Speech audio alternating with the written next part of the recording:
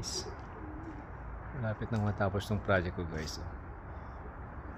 Ito yung exhaust chimney ng aking wood stove. Ayan, kalat ng backyard ko guys. Yun yung aking wood stove guys. Yan, ang ilagay ko sa loob ng aking garahe para may heater ako sa winter. So yan, kahoy lang ang kukunin ko sa ano guys, sa gubat. Tapos libre. Check natin yung loob guys.